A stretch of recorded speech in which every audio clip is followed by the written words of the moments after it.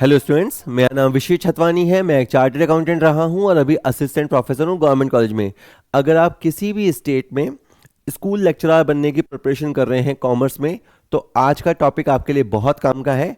चाहे आप RPSC first grade की तैयारी कर रहे हो, चाहे यूपी टीजीटी पीजीटी या किसी असिस्टेंट अकाउंटेंट के एग्जाम में जहां पे इकोनॉमिक्स है, तो ये टॉपिक आपको मिलेगा ही मिलेगा। इलास्टिसिटी ऑफ डिमांड, मांग की लोच।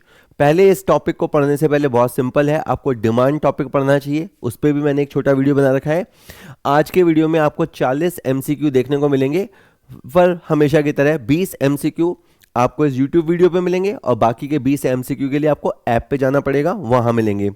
बहुत ही इंपॉर्टेंट क्वेश्चन सेलेक्ट किए हैं मैंने, और अगर आप इनको कर लेते हैं तो डेफिनेट आपको क्वेश्चन आराम से आप लगा पाएंगे, ऐसा मुझे लगता है। पहला क्वेश्चन शुरू कीजिए। चलो आप ही लगा लो। यदि किसी वस्तु की कीमत 20% कम होती है, भाव गिर गया है, और उस वस्तु की मांग में 40% वृद्धि होती है, अच्छी बात है, तो मांग की लोच कैसी होगी?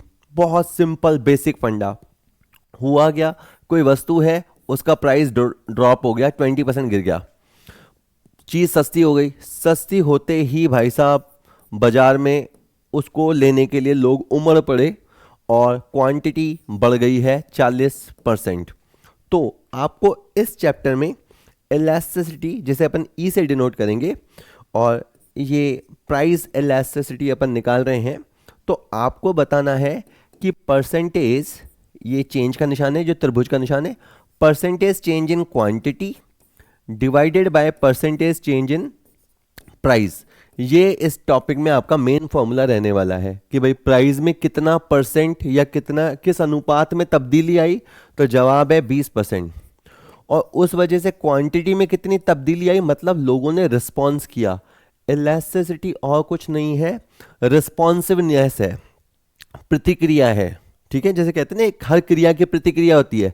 तो क्रिया अगर ये है कि प्राइस डाउन हुए, तो लोगों ने प्रतिक्रिया दी, बाजार में उमड़ के खरीदारी करी। बिल्कुल रीसेंट एग्जांपल देखो, जैसे ही जीएसटी रेट्स कट हुए, 28 से 18 पे आए बहुत सारी वस्तुओं के, तो बाजार उमड़ पड़ा है, बाजार में बहुत तेजी देखने को मिल रही है।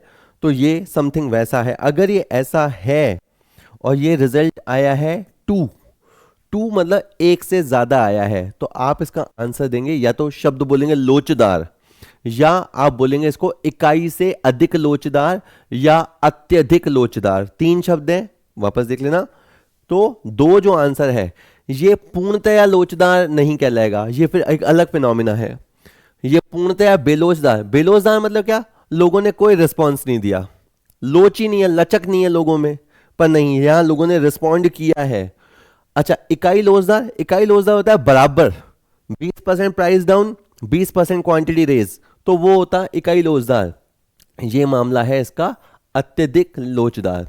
जो वीडियो शुरू से देखते रहे हैं उनको पता है कि शुरुआती 1-2 क्वेश्चनों में मैं समय ज़्यादा लेता हूं, थोड़ा सा समझ में आ जाए उसके बाद अपन स्पीड पकड़ लेंगे।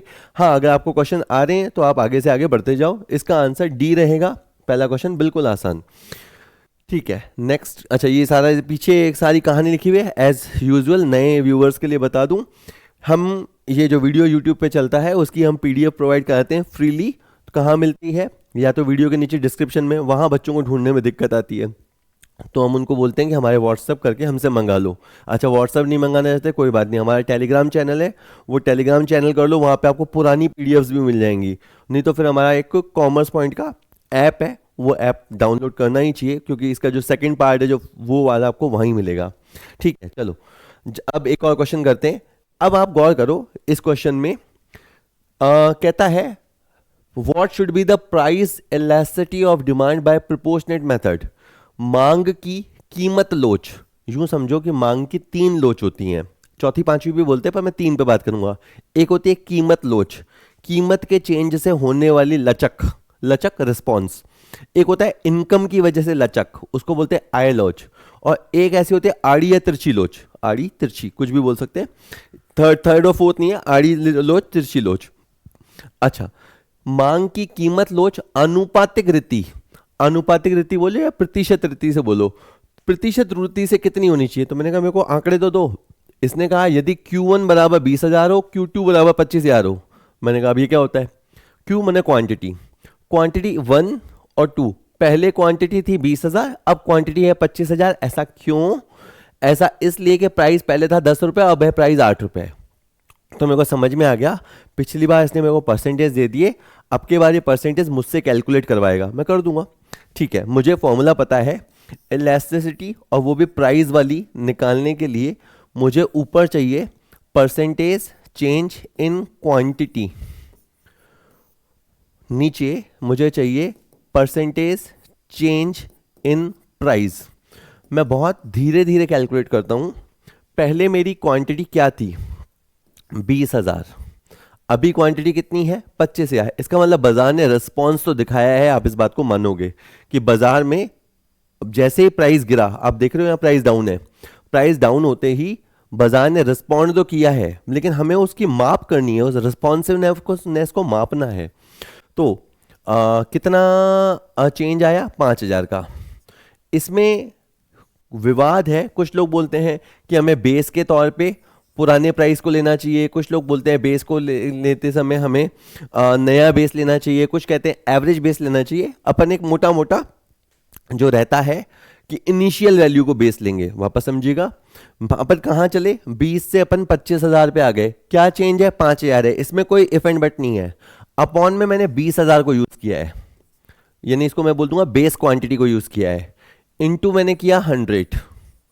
ठीक है, कट गया कट गया, ये हो गया 25%। मैं सिंपली बोलता हूं मेरी क्वांटिटी में 25% का चेंज आया है। चेंज दोनों तरफ बोलते हैं, बढ़ने को भी बोलते हैं, घटने को भी बोलते हैं। इस मामले में बढ़ा है, 25% मेरी क्वांटिटी में बदलाव आया है। मैं वापस ये चीज आपको प्राइस के साथ करके बताता हूं।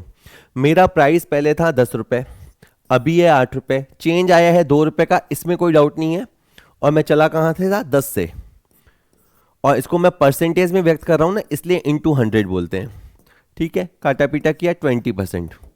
तो अगेन कुछ इस तरह का निकल के आया कि प्राइस में तब्दीली हुई 20% की, और मांगी गई क्वांटिटी में तब्दीली हुई 25% की। जो रिजल्ट निकल के आया वो आया 1.25। इसमें से 1.25 है। तो ये इसका आंसर हो गया। और अगेन शब्दों में बोलूं तो मैं बोलता ऐसे, इकाई से अधिक लोचदार, या इसको मैं बोलता अत्यधिक लोचदार, या खाली इसको बोलते हैं लोचदार। लोचदार मतलब लचक है, और लचक का मतलब है एक से ज्यादा लचक है। अच्छा, एक छोटा सा और काम।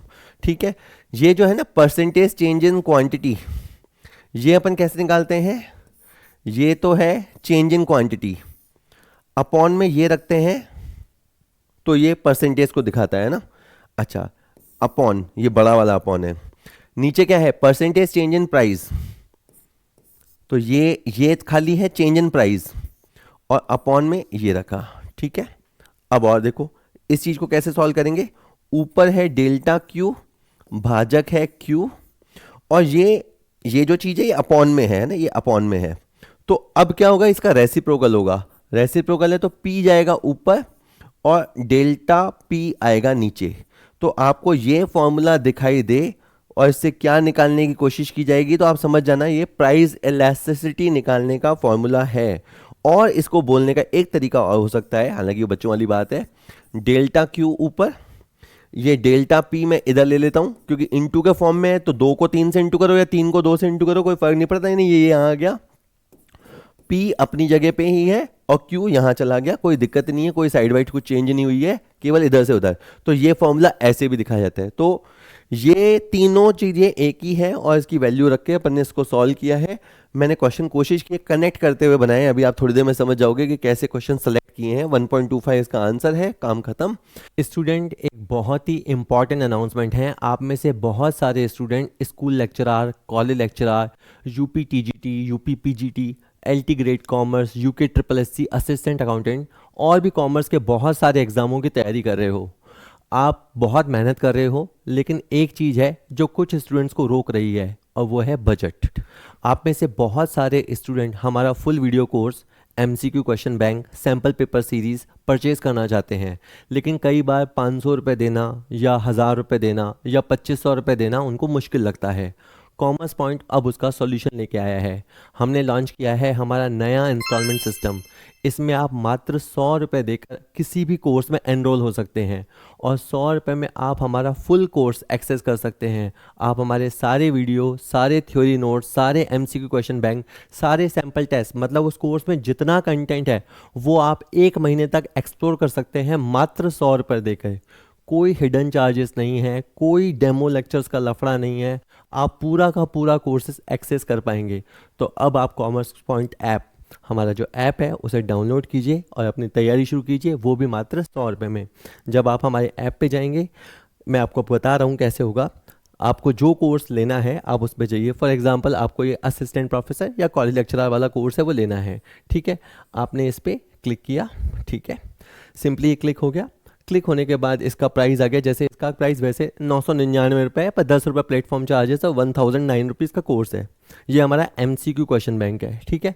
अब आपको पहले कंटेंट क्या है, वैसे कंटेंट आपको ऊपर ऊपर से देखने को मिलता है कि भाई इसके अंदर पेपर 1 है जिसमें 308 वीडियो हैं, 289 फाइल्स हैं। पेपर 2 है, इसमें 204 वीडियो हैं, 328 फाइल्स हैं। लेकिन बच्चे को पता नहीं चलता कि वीडियो क्या हैं, उनकी क्वालिटी कैसे हैं। अगर हमने किसी लेक्चर को अनलॉक कर रखा है तो बच्चा देख पाएगा, पर कई बार 1 या 2 लेक्चर से भी उसको क्वालिटी का आइडिया नहीं होता कि किस तरह के एमसीक्यू हैं।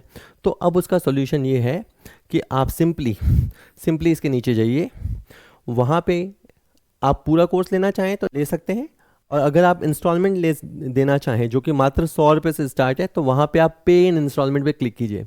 जब आप क्लिक करते हैं तो आपका पहला स्टेटमेंट इंस्टॉलमेंट शो हो रहा है 110 रुपये। बेसिकली इंस्टॉलमेंट 100 रुपये है, अगेन 10 रुपये प्लेटफॉर्म चार्ज है जो कि एक बार लगता है, ठीक है। और उसके बाद अगली इंस्टॉलमेंट भी बहुत छोटी छोटी हैं।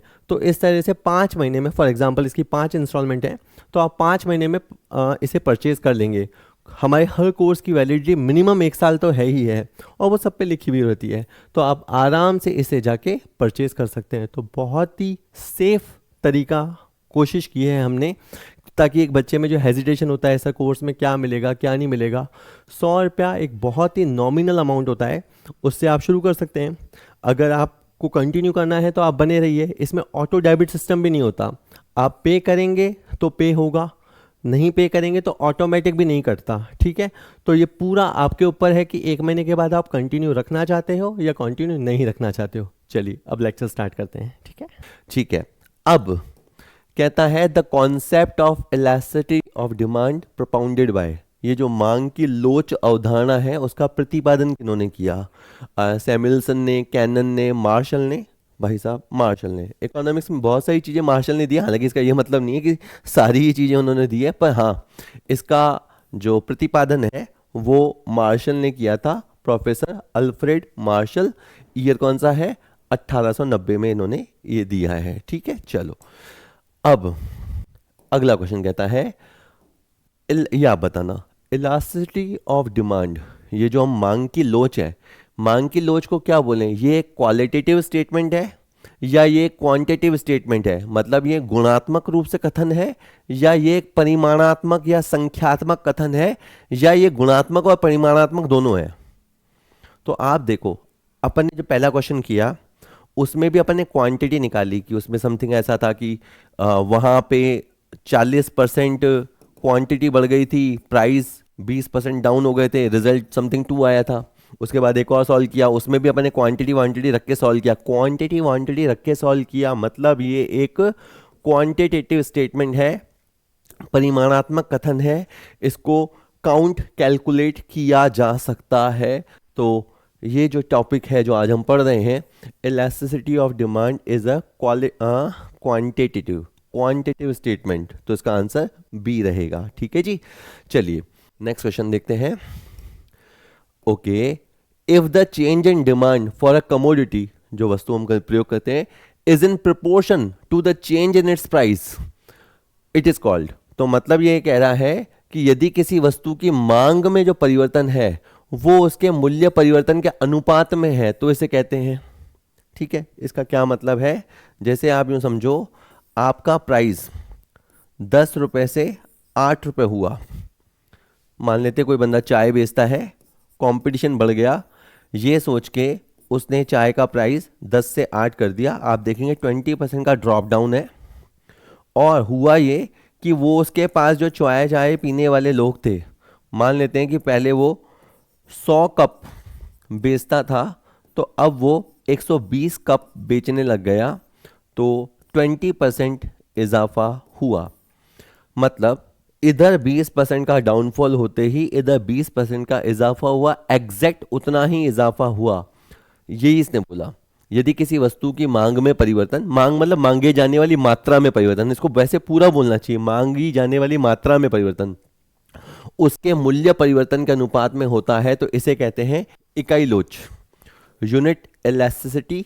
इकाई के बराबर लोच या इकाई लोच, इसमें आंसर 1 होता है, 20% अपॉन 20% 1। अब जरा अभी ना इसकी आप आदत डालो, इस टॉपिक में आपको ये बहुत ग्राफ पेपर काम आएंगे, अपन इसको समझने की कोशिश करते हैं। देखो, अपन ये मान लेते हैं कि ये प्राइस के मामले में 10 को दिखाता है और ये 8 को दिखाता है, मैं कहानी बनाने के लिए बता रहा हूँ। ठीक है, वो तो अपन पैमाना लेते हैं तो सेंटीमीटर वेंटीमीटर नाप के लेते हैं। ये 100 है और ये 120 है। तो आपको समझना होगा कि पहले आप कहाँ खड़े थे, आप पहले यहाँ खड़े थे। ठीक है, पहले ये सिचुएशन थी कि 10 रुपए कीमत थी, और चैप्टर कनेक्टेड है डिमांड वाले चैप्टर से, तो 100% कनेक्टेड है ये तो अब वो वाला भी आपका थोड़ा थोड़ा रिवाइज सा होगा। 10 रुपए प्राइस थी और उस समय 100 यूनिट की मांग की जाती थी। उसके बाद ये हुआ जी कि 8 रुपए प्राइस कर दिया उसने बंदे ने, और 8 रुपए प्राइस पे लोगों ने रिस्पॉन्ड किया है, डेफिनेटली रिस्पॉन्ड किया है, और 120 हो गई। तो ये है ना, ये वाले इनको बिंदुओं को मिलाते हुए इन्होंने एक रेखा खींची है। ठीक है, वो रेखा भी हमें समझ में आ रही है, ये रेखा इन्होंने ये खींची है। ओके, अब मेन समझना क्या है कि जैसे मैं समझा कह रहे हो, तो चित्र पे आप वैसे कलर बनाते जा रहे हो, नहीं नहीं ऐसा नहीं है। ये देखो, ये है आपका चेंज इन प्राइस, और ये जो है एरिया, ये है आपका चेंज इन क्वांटिटी। जब जब ये एग्जैक्ट उतना होगा ना, ये जो खंड है, ये जो चौकड़ी है, ये जो चौकड़ी आप देख रहे हो ये वाली, और ये वाली चौकड़ी है ना, एक तो मैं इस चौकड़ी की बात कर रहा हूँ और एक मैं इस चौकड़ी की बात कर रहा हूँ।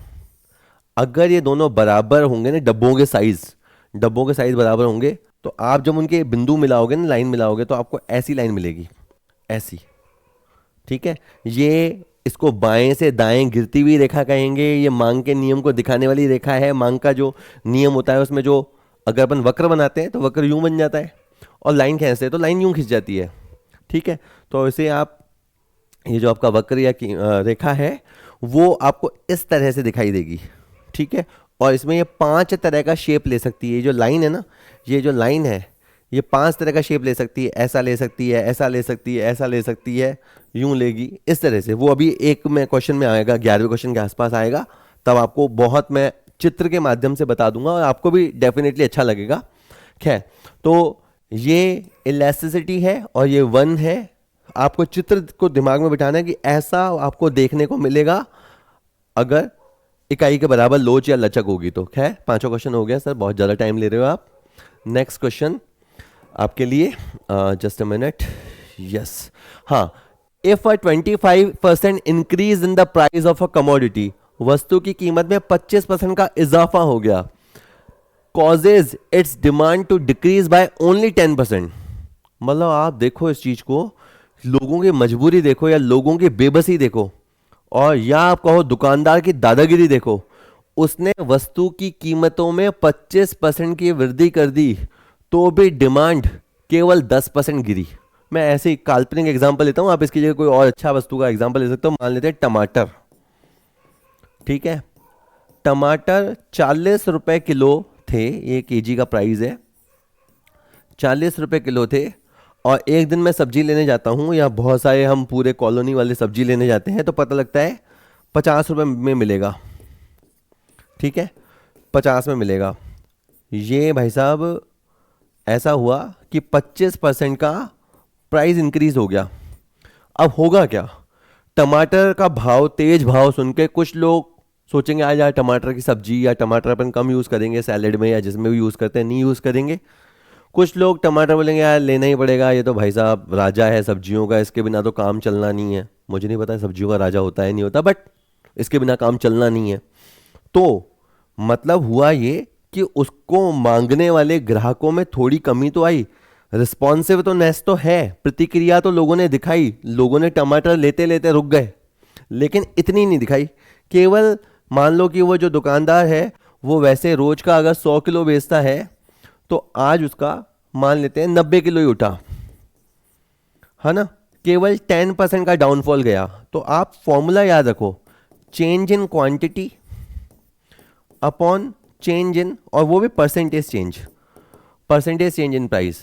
तो आपका क्वांटिटी में चेंज कितना आया ना, 10%, और प्राइस में चेंज कितना आया था, 25%। तो 25% तो कट गया।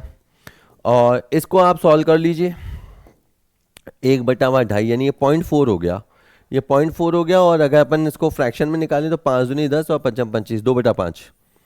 तो 0.4 भी आंसर है, 2/5 भी आंसर है। और ये जो आंसर है कुल मिला के ऑब्वियस बात है 4.4 मतलब 0.4 यानी 1 से कम है, 1 से कम है। तो इसको अपन बोलेंगे कम लोचदार या इसको बोलेंगे बेलोचदार।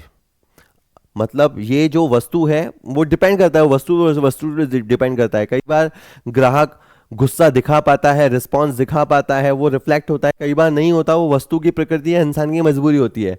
मैं ये बता रहा हूँ, ये जिस भी वस्तु का मामला चल रहा है, आप मत समझना कि ये केवल इकोनॉमिक्स का एक टॉपिक है। ये अगर आप समझ जाते हो ना तो आप फ्यूचर में कभी दुकान अगर खोलते हो और व्यापार करते हो, बहुत अच्छी बात है, व्यापार करते हो तो आप जिस वस्तु का व्यापार करते हो फिर आपको ये समझ में आ जाएगा कि अगर मैं जो वस्तु देता हूँ ना उसके प्रति उसकी लोच कैसी है। वो लोच डिसाइड करेगी कि आप प्राइस बढ़ाओगे कि नहीं बढ़ाओगे, वो लोच डिसाइड करेगी। ठीक है, कि आप किस इंडस्ट्री में हैं, किस लाइन में, हालांकि वो धंधा करते हैं अपने बाय डिफॉल्ट नेचर में आ जाता है। खैर, तो कुल मिला के क्या हुआ, ये बेलोचदार मांग है, मैं कहूँगा हाँ ये बेलोचदार मांग है।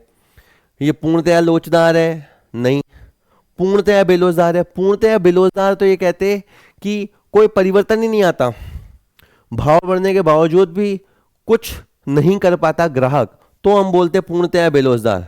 या अत्यधिक लोचदार तो इसको बोलते हैं जब ग्राहक ज्यादा वो विद्रोह दिखाते, लेकिन यहां तो लोग बहुत कम ही विरोध दर्ज करा पाए। अपन किसी को भड़का नहीं रहे, अपन तो एक बात समझ रहे हैं कि प्राइस बहुत बढ़ने के बाद भी मात्रा में बहुत ज्यादा परिवर्तन नहीं आ पाया। मतलब मैं इसको बोलता हूं ग्राहकों की बेबसी, मजबूरी, ना चाहते हुए भी वो रिस्पॉन्ड नहीं कर पाए बहुत ज़्यादा और उनको लेना पड़ा। तो ये बेलोचदारी को दिखाता है, इन इलास्टिक डिमांड को दिखाता है। और आप देखो, अब के बार आप देखो, ये जैसे क्या हुआ है, शिफ्ट हुआ है। पहले कोई चीज़ 4 रुपए थी, अब वो 5 रुपए हो गई, 4 से 5 रुपए हो गई, 25% का इजाफा हो गया। होना क्या चाहिए था, अच्छा पहले लाइन कहाँ थी वो भी समझ लो आप, है ना, पहले लाइन समझ लो। पहले ये देखो लाइन यहाँ से मिल रही है, पहले ये था सिचुएशन, ठीक है। और जब ये 4 से 5 हुआ, ऊपर जाता दिख रहा है ना, और ये शिफ्ट हुआ, लोगों ने रिस्पॉन्ड किया, लेकिन कितना कम किया, ठीक है। तो ये जो है ये मात्र 10% है, और ये जो है ये आपका 25% है। और आप इधर देखो, है ना, ये मिलाने की कोशिश करी, ठीक है। तो इस तरह से ये आपका डिमांड कर्व बन के आया है, निकल के आया है।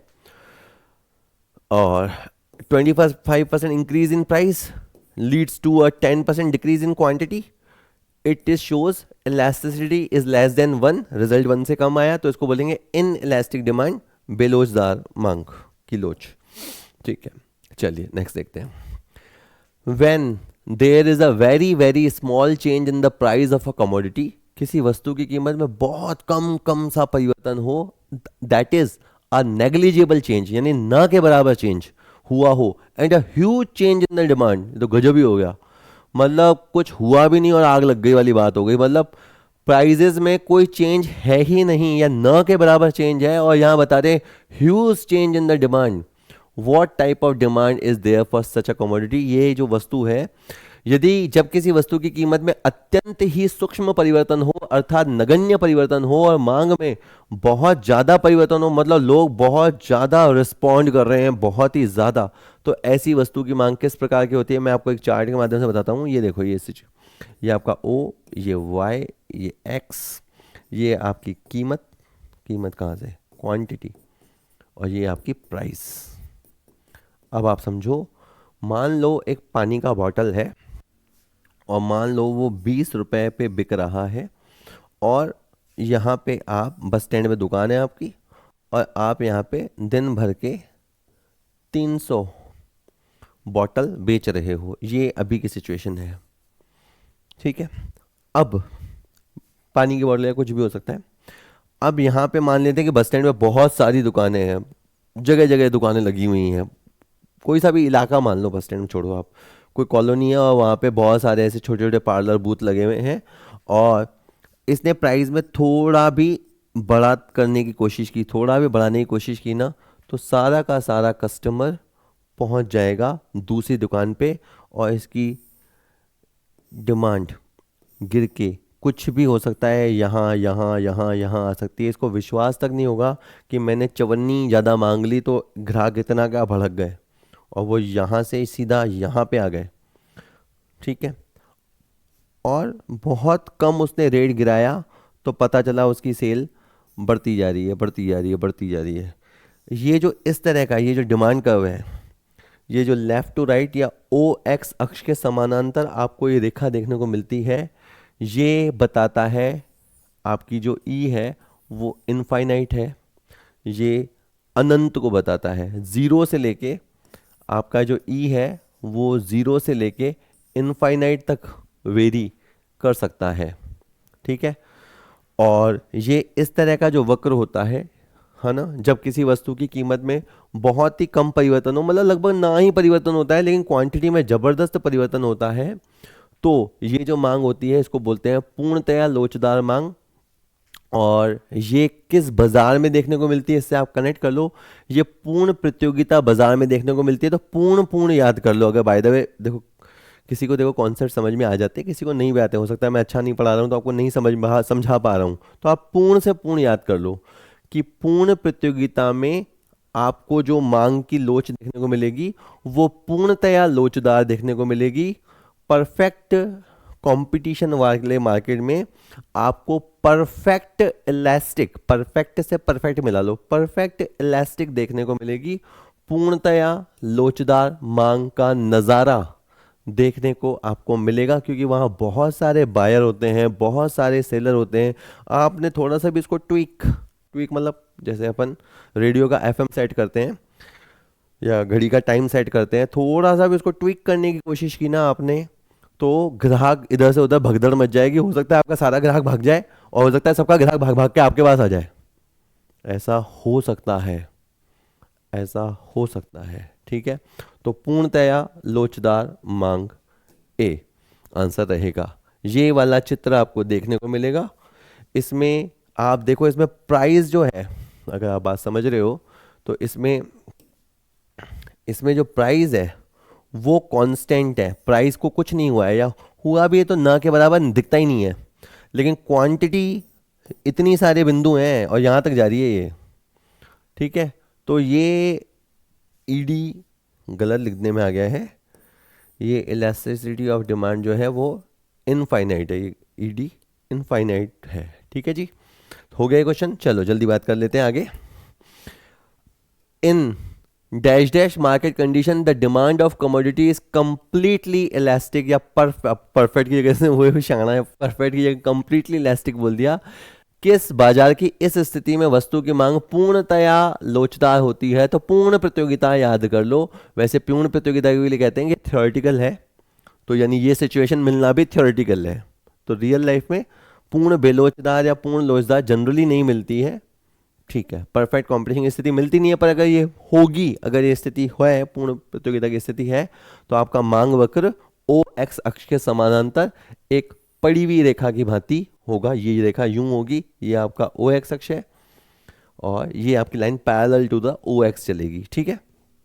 चलो हो गया ये क्वेश्चन। बाकी ऑप्शन में नहीं पढ़ता, वो समय मैं बचा रहा हूँ, ठीक है। ये सारे कहानी लिखा है, इसमें इन्होंने रीज़न भी समझाया है। इसमें क्या होता है, मूल्य नहीं बदलता है, मूल्य देखो ना यहाँ पे है, मूल्य नहीं बदलता है, केवल मात्रा बदलती है। यहाँ कीमत स्थिर रहती है, केवल मांग की मात्रा बदलती है। इस कारण मांग की रेखा क्षैतिज या हॉरिजॉन्टल होती है। और जब मूल्य में कोई परिवर्तन नहीं होता है और कोई भी मात्रा, कितनी भी क्वांटिटी खरीदी या बेची जा सकती है, तो मांग पूर्णतः लोचदार कहलाती है। जी सर, हमें समझ में आ गया है। एक अगला क्वेश्चन आप कीजिएगा। जब किसी वस्तु की कीमत में थोड़ा सा परिवर्तन हो और मांग में अधिक परिवर्तन हो तो मांग होगी। तो मैं कहानी बना लेता हूँ कि जैसे जैसे किसी वस्तु का प्राइस है वो 20%, जब इतना नहीं करते, चलो थोड़ा सा परिवर्तन करना है ना, तो प्राइस 5%। जब किसी वस्तु की कीमत में थोड़ा सा परिवर्तन हो और मांग में अधिक परिवर्तन हो, 20% कर लेते हैं, ऐसी सिचुएशन है, तो बस change in quantity 20%, change in price 5%, result आया 4। 4 का मतलब एक से अधिक, एक से अधिक तो इकाई से अधिक लोचदार, या खाली लोचदार बोल दो, या इकाई से अधिक लोचदार, या अत्यधिक लोचदार बोल दो।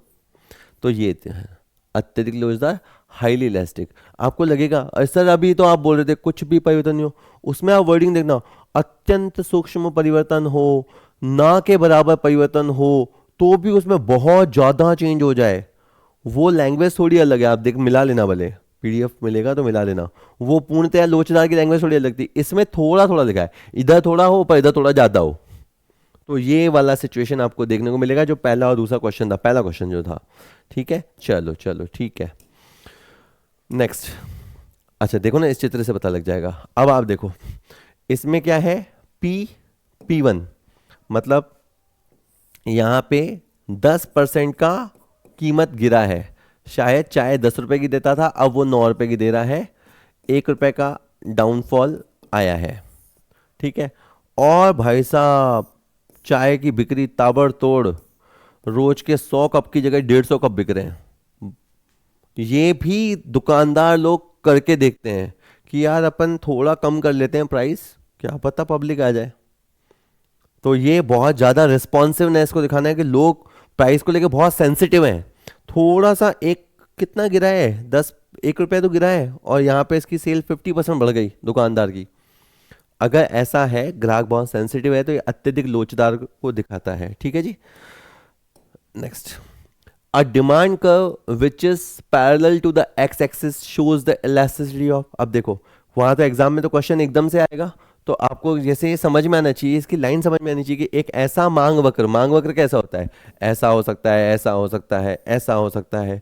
एक ऐसा मांग वक्र जो ओ एक्स अक्ष के समानांतर होता है, ये ओ एक्स पता होना चाहिए कहाँ होता है, उसके समानांतर है। और ये तो वही है कि प्राइस तो फिक्स है और क्वांटिटी बदल रही है। मतलब एक ही प्राइस पे पता नहीं कितनी क्वांटिटी खरीदी जा रही है, बेची जा रही है। तो इसका मतलब ये है कि बहुत ज़्यादा लचक है। तो यहाँ पे ये इस तरह की सिचुएशन मिलेगी, इनफाइनाइट, आपको अनंत मांग की जो लोच मिलेगी, अनंत, और ये पूर्ण प्रतियोगिता में ही मिलेगी। तो होप मैं आपको समझा पा रहा हूँ, ए इसका आंसर रहेगा। चलिए अभी और आगे करते हैं। ये वाला चित्र आपको देखने को मिलेगा, आपके पास सही लिखा हुआ है बिल्कुल। ये आपका ये डी फॉर डिमांड कर्व है ना, ये पी फॉर प्राइजेज है, प्राइजेज कांस्टेंट है, ये डिमांड कर्व बदलता जा रहा है, बदलता जा रहा है। अगला क्वेश्चन देखिएगा, निम्नलिखित में से किस माल की मांग पूर्णतः बेलोचदार हो सकती है। जैसे मुझे याद करना है तो मैंने इसको याद कर रखा है, बेलोचदार शब्द को, बेबसी, कि बस नहीं चल रहा। आपको क्या लगता है, आपका किस वस्तु के मामले में बस नहीं चलेगा? आरामदायक कार, आरामदायक कार के भाव ऊपर नीचे होंगे तो हम उस अकॉर्डिंग रिस्पॉन्ड करेंगे। सस्ती अभी कारें दिवाली पे खूब उठी थी, मैं जब ये वीडियो शूट कर रहा हूँ जनवरी में कर रहा हूँ, जनवरी क्या, फरवरी आ गया, फरवरी का स्टार्टिंग ठीक है। तो दिवाली में 2-3 महीने पहले खूब कारें उठी, तो लोगों ने मतलब प्राइस के रिडक्शन पे बहुत अच्छा रिस्पॉन्स दिया। नमक, नमक भाई साहब आप कुछ नहीं कर सकते, नमक तो देखो खाना ही है। बचपन में तो मुझे ध्यान है, देखो यार 2 रुपए की भी थैली आती थी, अभी अगर 20 रुपए की भी थैली आ रही है ना, टाटा की या किसी की, तो लेनी पड़ेगी। और कल को 25 रुपए गए और 25 रुपए की दी तो भी लेनी पड़ेगी। जो जान बचाने वाली दवाइयाँ होती हैं, सोचो उसने टैबलेट 10 रुपए की दी, 10 की जगह 100 मांग लेगा तो आदमी को मरता तो नहीं छोड़ोगे ना, गालियाँ बकलो बोले मन में, पर लोगे तो सही ना। तो बेबसी, बेबसी मतलब क्या कि जैसे इन मामलों में मैं आपको बताऊं, बंद गोभी, तो बंद गोभी दुनिया की कोई आखिरी सब्जी तो है नहीं। बंद गोभी का भाव उसने डबल भी बता दिया तो आप बोलोगे रहने दे, मैं तो दूसरी खा लूंगा, फूल गोभी और उसकी जो दूसरी और होती हैं वो खा लूंगा, नहीं तो गोभी खानी क्यों है। चीनी, हाँ चीनी की जगह गुड़, हनी, पता नहीं और क्या क्या स्वीटनर वीटनर आते हैं, स्टीविया विया, वो कुछ ले लूंगा। समझ गए बात। इसमें नमक का काम तो देखो नमक ही करेगा, तो यहाँ आके आप बेबस हो जाओगे। यहाँ वो कुछ भी प्राइस चार्ज करेगा, एक बार के लिए आपको लेना पड़ेगा। अगर मैं थोड़ा सा आपको चार्ट बताऊं 2 मिनट के लिए, बस आप बात समझ जाओगे। देखो, अभी इसका थैली 20 रुपए का है और रोज का 50 किलो नमक उठ रहा है, ये सिचुएशन है। अगर इसका प्राइस 25 रुपए हो गया ना, तो भी हमारे कॉलोनी वाले नमक खाना नहीं छोड़ेंगे, इतना ही आएगा। और अगर कल को उसने कह दिया दादागिरी में ये 20-25 उस रेशो में 50 हो जाएगा, तो भी लगभग हम उतना ही नमक खाएंगे। तो अब आपकी ये लाइन जाती है, ये वाली लाइन देख रहे हो, अब ये वाली लाइन, अब ये क्या है, ये ओ एक्स अक्ष पे लंबवत है। अब की बार ये जो लाइन है, ये ओ एक्स अक्ष पे लंबवत है, परपेंडिकुलर है। और ये आपको क्या दिखा रही है, हमारी औकात, कि लेनी पड़ेगी झक मरा के आपको, अपनी ऐसी की तैसी करा के वस्तु लेनी पड़ेगी। तो ये बेलोचदार को दिखाता है कि आप इस प्राइस के आगे बेबस हैं, आप क्वांटिटी को नहीं हिला पा रहे हैं। जस्ट इसको थोड़ा मिटा दूं, थोड़ा ठीक रहेगा। अब के बार ये आपको मांग वक्र जो है वो ऐसा देखने को मिला है, ये डीडी कर्व है। बात समझ गए, ठीक है। कि सर आप तो भावनाओं में बह जाते हो, ये वाला देखने को मिलेगा। और आपका जो एलास्टिसिटी ऑफ प्राइस है वो ज़ीरो, आप कुछ नहीं कर पा रहे, लचक वचक सब बंद हो गई नाचना कूदना सब बंद, वस्तु लेके आनी है लेके आओ, नहीं तो खाना नहीं मिलेगा। ठीक है। और अब है ना, देखो अगर मैं मान लो एग्जामिनर होता, ये नीचे के आंसर छुपा देता, है ना। आपको इस चित्र को देख के बताना है ये किस तरह को दिखाता है ना। मत पढ़ो इंग्लिश, तुम्हारे को मैं पढ़ाता ही नहीं, छुपा देता हूँ। इसमें लाइन कैसी जा रही है, ये ऐसी जा रही है ना। तो इसका मतलब क्या हुआ पता है, देखो क्यू फिक्स है, प्राइस ये था, ये था, अरे भाई क्या है यार, ये P0 था, P1 था, P2 था, तुम कुछ कर पा रहे हो क्या, क्वांटिटी लेनी पड़ रही है ना। तो ये बेलोचदार का चित्र है। बेलोचदार का चित्र याद हो गया, एक इसको याद कर लो। इस पे पता है क्या हो रहा है, इस पे प्राइस को कुछ नहीं हो रहा है, लोगों को भी पता नहीं भाव आ रहे हैं, क्वांटिटी 1, क्वांटिटी 2, क्वांटिटी 3। लोग क्वांटिटी को लेके बहुत ज़्यादा लचक है। तो ये आपका परफेक्ट इलास्टिक है, ये परफेक्ट इनइलास्टिक है। इसको हिंदी में बोले तो ये पूर्णतया लोचदार है। इन दोनों में देखो आपको नहीं दिक्कत आएगी, याद कर लोगे एक बार समझ जाए हुए। मैं बताता हूँ, इसको देखो आप, ये अत्यधिक लोचदार है या अत्यधिक बेलोचदार है। अब आप बोलोगे सर मैं कैसे बताऊँ, नीचे लिखा हुआ होगा तो बता दूंगा। अब नीचे लिखा हुआ नहीं आएगा, तू ये चित्र देख के बता। मैं बताता हूँ, मैं मुझे आता है। देखो एक ये वाला पॉइंट देखो, तो ये पॉइंट कहाँ मिल रहा है, यहाँ पे, ये यहाँ पे, इसको अपन बोल देते हैं ये P0 सिचुएशन है, मतलब ये शुरू की सिचुएशन है ना। इधर इधर आपका Q होगा, इधर आपका P होगा, ये शुरुआती सिचुएशन है। अब आप यहाँ देखो, यहाँ पे है ना, यहाँ पे मैंने कहीं पे निशान लगा लो, यहाँ लगाया।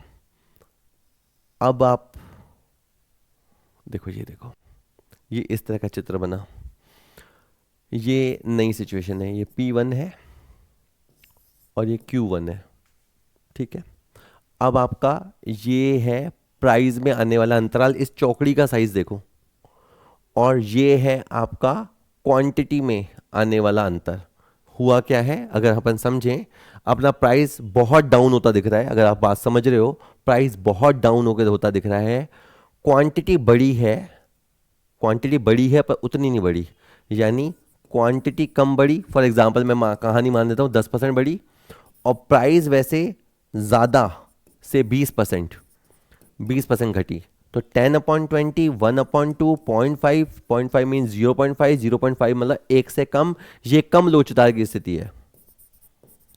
इसको आप कम लोचदार बोलो या बेलोचदार बोलो, बस पूर्णतया बेलोचदार मत बोल देना।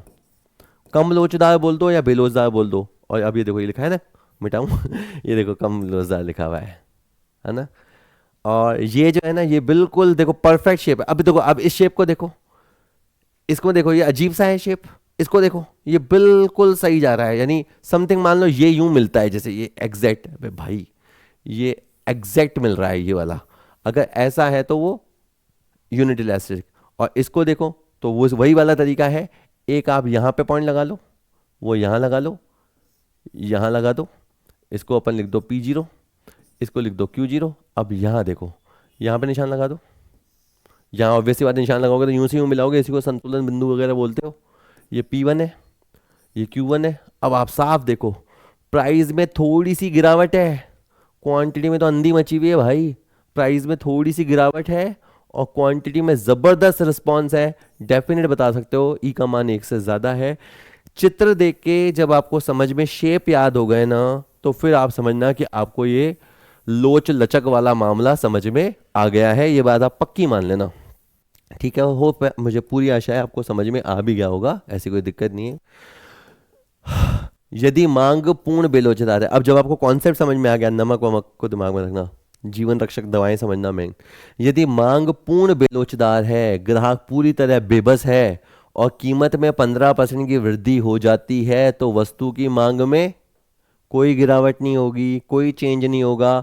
जनरली क्या होता है, कीमत 15% बढ़ जाती है तो हम रिस्पॉन्ड करते हैं, कभी 15%, कभी 15% से कम, कभी 15% ज़्यादा। लेकिन अगर वस्तु, मांग की जगह इसको वस्तु बोलना चाहिए था, या ठीक है, यदि वस्तु की मांग पूर्ण बेलोचदार है, आप कोई दवाई खाते थे, वो आप नहीं, मतलब आपके दुश्मन आपका दुश्मन पहले कोई दवाई का पत्ता 100 रुपए का लाता था, अब वो दवाई का पत्ता 115 रुपए का है। जीवन रक्षक दवाई है, खानी ही पड़ेगी।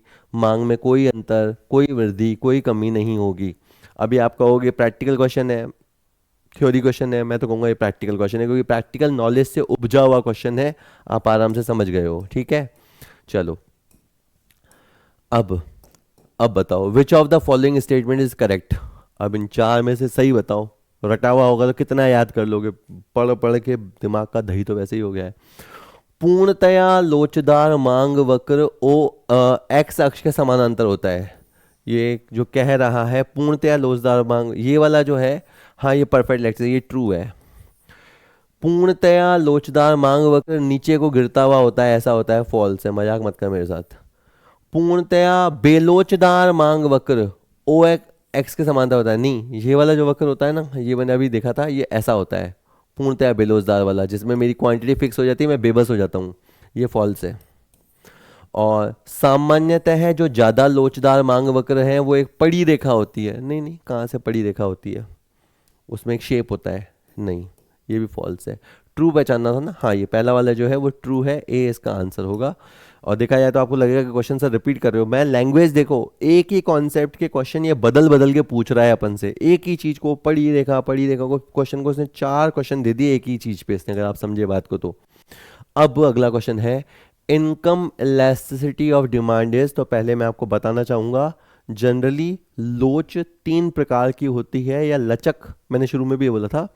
एक होती है प्राइस इलास्टिसिटी, इसका सिंपल मतलब क्या है, प्राइस ऊपर जाएगा, अपन बोलेंगे तो क्वांटिटी नीचे जाएगी।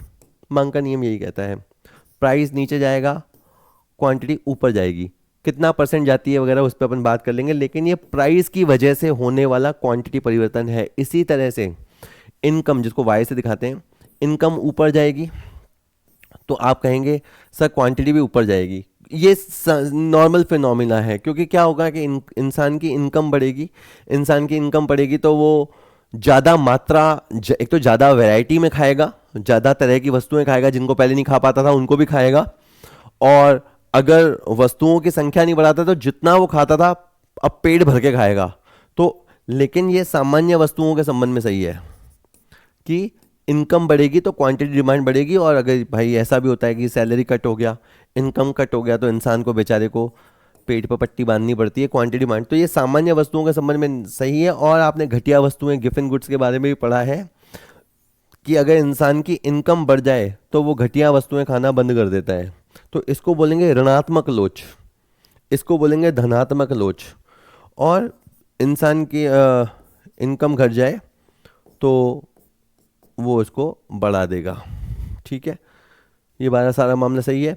और अभी आड़ी तिरछी लोच पे भी अपन बात करेंगे, उसे अपन cross price elasticity of demand कहेंगे। ये तीन मुख्य तरह की लोच के प्रकार होते हैं। अब इसने कहा कि इनकम इलास्टिसिटी ऑफ डिमांड, मांग की आय लोच कैसी होती है, तो मैंने कहा वो वस्तु पर निर्भर करती है। सिंपल फिनोमिना, इनकम बढ़ेगी तो मांग बढ़ेगी, धनात्मक।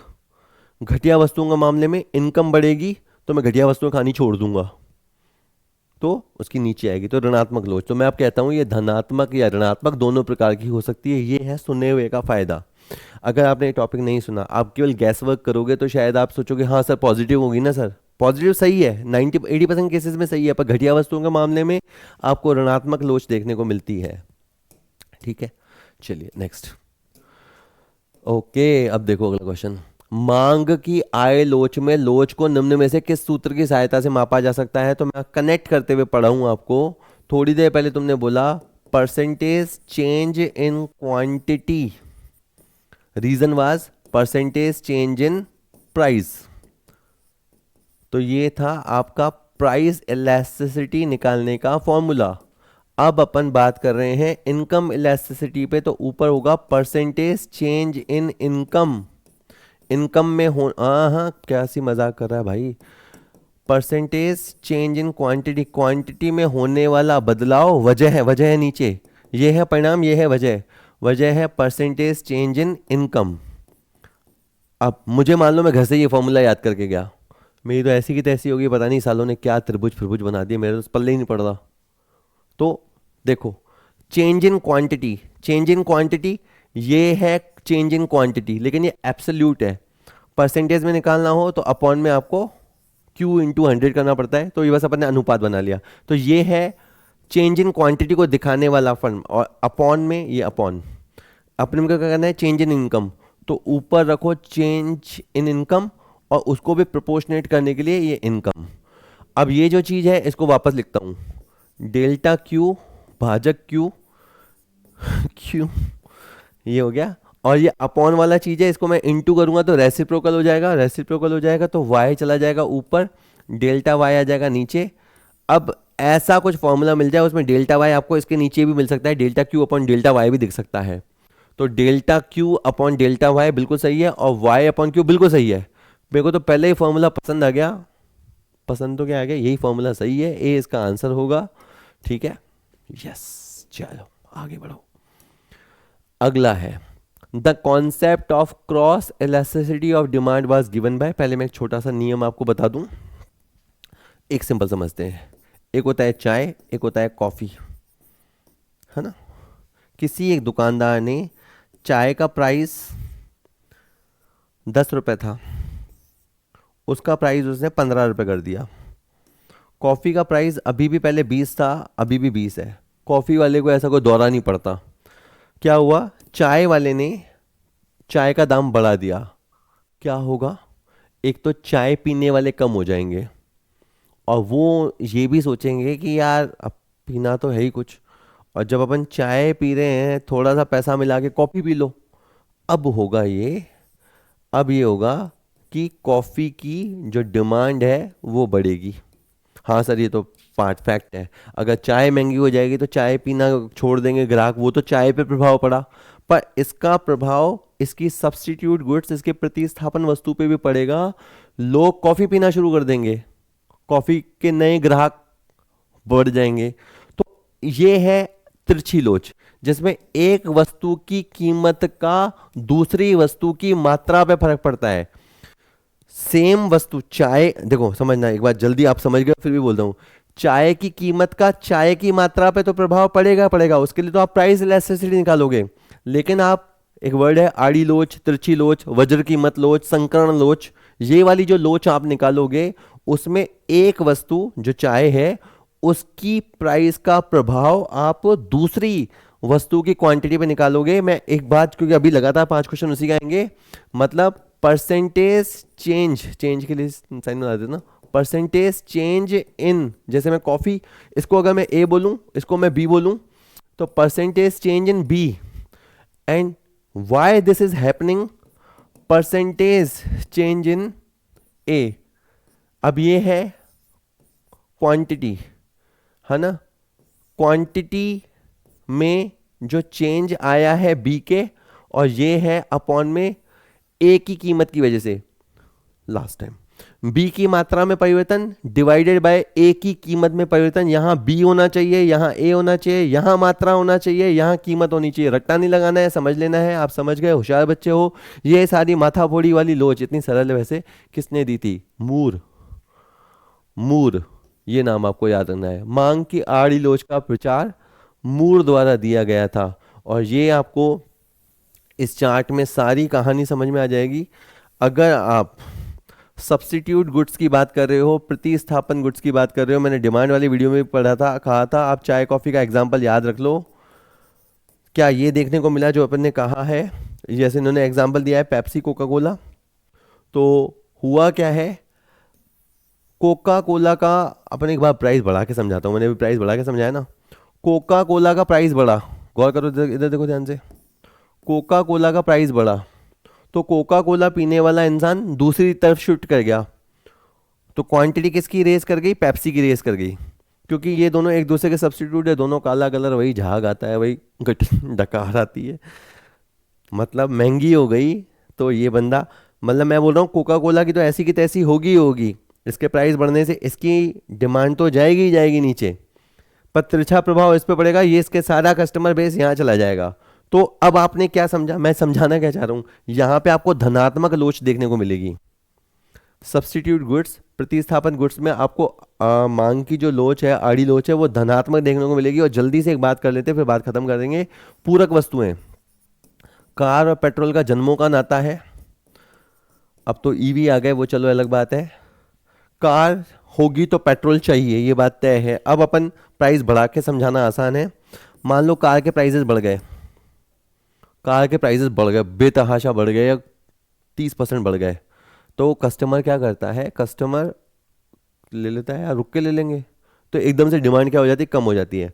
तो कार के प्राइस बढ़ेंगे तो कार की डिमांड घटेगी, वो तो तय ही है।